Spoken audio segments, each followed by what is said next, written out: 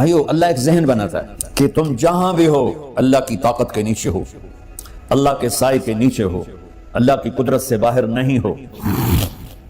قل ارأيتم ان جعل الله عليكم الليل سرمدا الى يوم القيامة من اله غير الله ياتيكم بضياء افلا تسمعون۔ مجھے بتاؤ اگر میں رات کو کھڑا کر دوں، اللہ اکبر، اور سورج کو نکلنے نہ دوں، تو کوئی ہے جو رات ختم کر سکے؟ کوئی ہے جو سورج کو لا سکے؟ تو تمہاری زمین کا ٹیمپریچر اتنا مائنس میں جائے گا کہ تم سارے برف بن جاؤ گے۔ پھر اللہ کہتا قل ارأيتم ان جعل الله عليكم النهار سرمدا الى يوم القيامة من اله غير الله ياتيكم بليل تسكنون فيه افلا تبصرون۔ مجھے بتاؤ اگر میں دن کو کھڑا کر دوں، آسمان کے وسط میں سینٹر میں سورج کو کھڑا کر دوں، اسے ڈوبنے نہ دوں، کوئی ہے تیرے رب کے سوا جو اس کو لے جائے اور جا کے وہاں غروب کر دے؟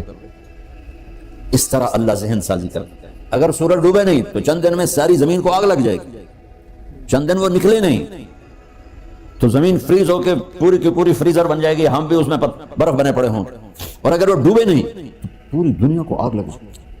تو اللہ تعالیٰ اس طرح قرآن کی آیات اور واقعات سے بھائیو ایک ذہن بناتا ہے کہ یہاں وہ ہوتا ہے جو اللہ چاہتا ہے، اور تم کہتے ہو ساڈا بھی پورا ہوئے، تو آگے اللہ تعالیٰ ایک ڈیل کرتا ہے، کہتا ہے بڑا سوکھا کام ہے، کوئی مسئلہ ہی نہیں۔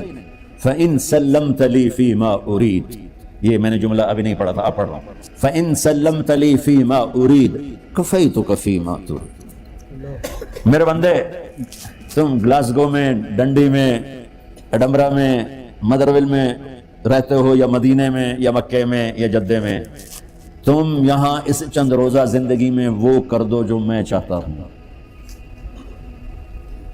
یہاں وہ کر دو جو میں چاہتا ہوں، اس کے پیچھے نہ بھاگو جو تم چاہتے ہو، تم یہاں وہ کرو جو میں چاہتا ہوں، تو کیا ہوگا؟ کفیتک فی ما ترید، میں تیری ہر چاہت پوری کر دوں گا، تیری ہر چاہت پوری۔ یہیں سے دیکھو، ہم اپنی مرضی پوری کیوں کرتے ہیں؟ سیٹسفیکشن کے لیے، اور آج جیسی دنیا ڈپریشن کا شکار ہے کبھی نہیں ہوئی۔ ساری دنیا میں جو دوا سب سے زیادہ بک رہی ہے وہ ڈپریشن کی ہے، پوری دنیا، شاید افریقہ دے جنگل چھڑ کے پوری دنیا میں سب سے زیادہ جو دوا بک رہی ہے وہ ہے ڈپریشن کی۔ جب ہر چاہا پورا ہو رہا ہو پھر ڈپریشن کیوں ہے؟ کہ سسٹم اوپر سے چل رہا ہے، نیچے نہیں۔ کیا لطف انجمن کا جب دل ہی بجھ گیا ہو، اللہ دل کو کی خوشیاں نکال لے تو دنیا کی کوئی رونق اللہ کی قسم آپ کو خوشیاں نہیں دے سکتی، اور اللہ دل میں خوشیاں بھر دے تو موت کو بھی ہنستے ہوئے گلے لگاؤ۔ میرے نبی کے نواسے نے کربلا میں کس خوشی سے موت کو گلے لگایا، کس خوشی سے اولاد کو ذبح کروایا، کس خوشی سے سر کو نیزے پہ چڑھوایا۔ تو اللہ تعالیٰ ہم سے ایک ڈیل کرتا ہے، فَإِن سَلَّمْتَ لِي فِي مَا أُرِيدُ، چند دن ہیں زندگی کی، اس میں وہ کر دو جو تیرا رب کہہ رہا ہے، اور اللہ کی قسم اللہ ہر وہ شے کہتا ہے جو میرے لیے مفید ہے، اور اللہ کی قسم اللہ ہر اس شے سے روکتا ہے جو میرے لیے نقصان دہ ہے۔ تو پھر اللہ کہتا ہے کفیتک فی ما ترید، جو چاہو گے کر دوں گا، یہیں سے شروع کر دوں گا۔ پھر آگے ایک دھمکی لگاتا ہے، فَإِن لَّمْ تُسَلِّمْ لِي فِي مَا أُرِيدُ، اور اگر تو نے میری نہ مانی، تو نے کہا ساری ملاؤں کی باتیں ہیں، اور تو اپنی مرضی پہ چلا، تو پھر میری بات یاد رکھ، یہ چیلنج ہے تیرے رب کا، اتعبتک فی ما ترید ولا یکون الا ما ارید، میں تمہیں تیری زندگی میں تھکا دوں گا، جس کو آج ڈپریشن کہتے ہیں، میں تجھے تیری زندگی میں تھکا دوں گا، تیری خواہشات پوری کر کے بھی تجھے رلا دوں گا، اور پھر آخر میں ہوگا وہ جو تیرا رب چاہتا ہے۔ تو اس تھوڑی سی زندگی میں کیوں نہیں وہ کر لیتے ہو جو وہ کہہ رہا ہے؟ وہ میرا رب ہے، میرا باس، میرا رب۔ باس کو صرف آرڈر دینے آتے ہیں، کیونکہ وہ خالق نہیں، اس نے مجھے بنایا ہے، وہ مجھ سے پیار کرتا ہے۔ کل ہی غالباً وہاں بلیک بن کے بیان میں یہ حدیث میں نے بیان کی کہ ابن آدم انی لک محب، آدم کی اولاد میں تم سے پیار کرتا ہوں، فبحقی علیک کل محبہ، ارے تمہیں میری قسم تم بھی تو مجھ سے پیار کرو۔ ہم کسی سے ناراض ہو جائیں، بیٹے سے، بیٹی سے، بیوی سے، بھائی سے، نوکر سے ناراض ہو جائیں، ہمارے لہجے میں سختی آتی کہ نہیں آتی؟ بولو، ایک ہی بیٹا ہو لیکن وہ آپ کی مرضی منشا کے خلاف اوور چلا جائے تو آپ ہی کا لہجہ اس کے لیے شدید ہو جائے. ماں کا ایک ہی بیٹا ہو, اس کا لہجہ بھی اس کے لیے شدید ہو جائے. اور یہاں تو نوکر سسٹم ہے نہیں, ہمارے ہاں تو نوکر سسٹم ہے تو ان کی عزت ان کے ہاتھ میں پکڑا دیتا.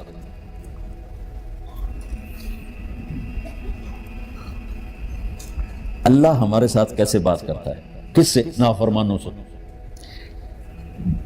جس آدمی کے پاس پاور ہے اور اس کے نیچے کچھ لوگ ہیں, جب اسے اپنے لوگوں میں کمی نظر آئے گی اور غلط کام کرتا دیکھیں گے, وہ ضرور روڈ ہو جائیں گے. 100 باری سمجھایا, پھر انہیں کران بہ جان دو, شرم کرو, کچھ مفتی روٹیاں کھان دو, مفتی تنخواہ لیں دو. یہ پوری دنیا میں یہی ہو رہا ہے. تھوڑے سے میں نے پنجابی لہجہ اختیار کر لیا, یہاں تھوڑا سا انگریزی میں مہذب طریقے سے ڈانٹ ڈپٹ ہو جاتی ہوگی, لیکن یہ نیچر ہے. میں قربان جاؤں, یہ سارا قرآن بھرا پڑا ہے, صرف ایک آیت آپ کو بتاتا ہوں. کیا اس کے بعد حق بنتا ہے کہ ہم اس کی نافرمانی کریں؟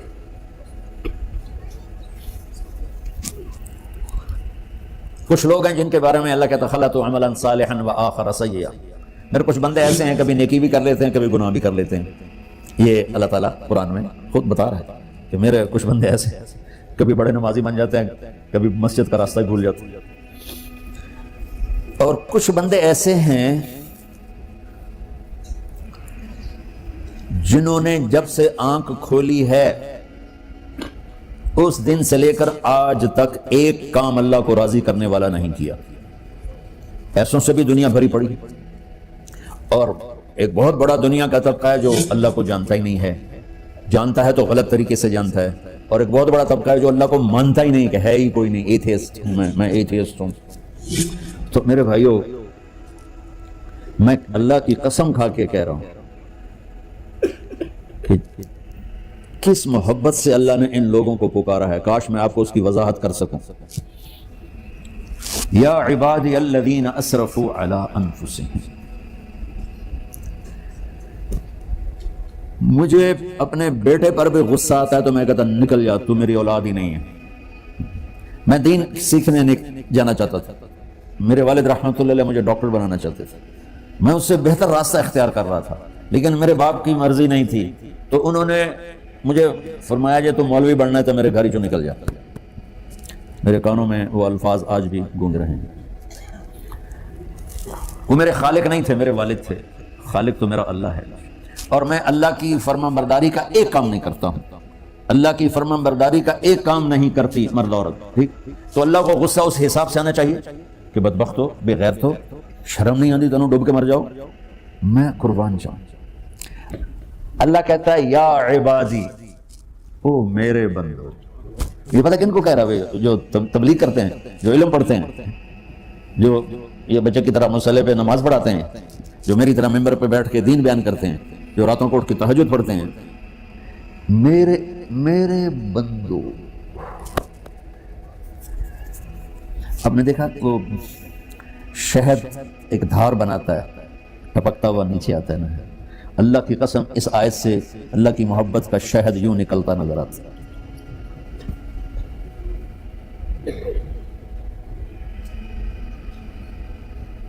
یا عبادی, اللہ کو کہنا تھا اے نافرمانو.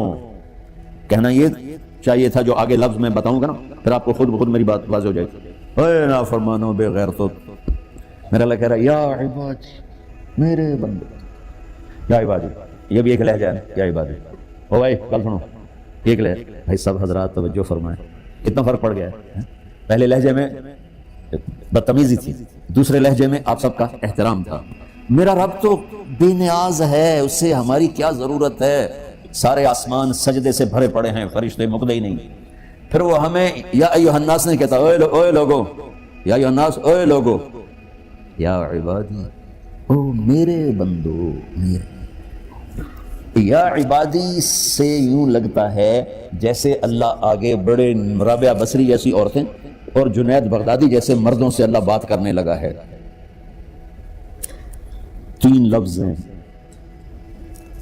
اسرفوا علی انفسہم. وہ بندے جنہوں نے جب سے آنکھ کھولی ہے ایک دفعہ بھی مجھے خوش کرنے کا کام نہیں کیا.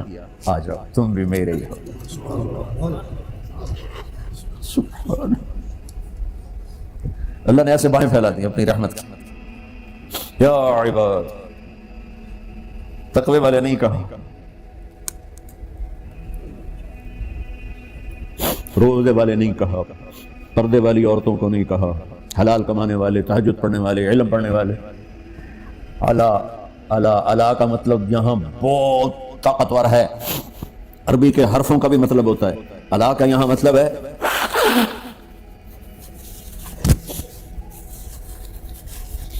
آپ نے اس ممبر کو کور کیا ہوا ہے کپڑے کے ساتھ، کہیں سے نظر آ رہا ہے؟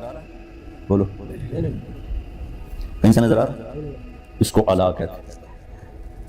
اللہ کیا کہہ رہا ہے کہ جنہوں نے اتنے گناہ کیے ہیں کہ ان کا جسم گناہوں میں ڈوب گیا ہے، وہ نظر ہی نہیں آتا، صرف اوپر گناہ ہی گناہ نظر آ رہے ہیں، نافرمانیاں نظر آ رہی ہیں، ان کا اپنا وجود اس میں نظر ہی نہیں آ رہا. اللہ کہہ رہا ہے یا عبادی، اور تسی بھی میرے ہی ہو، آ جاؤ آ جاؤ.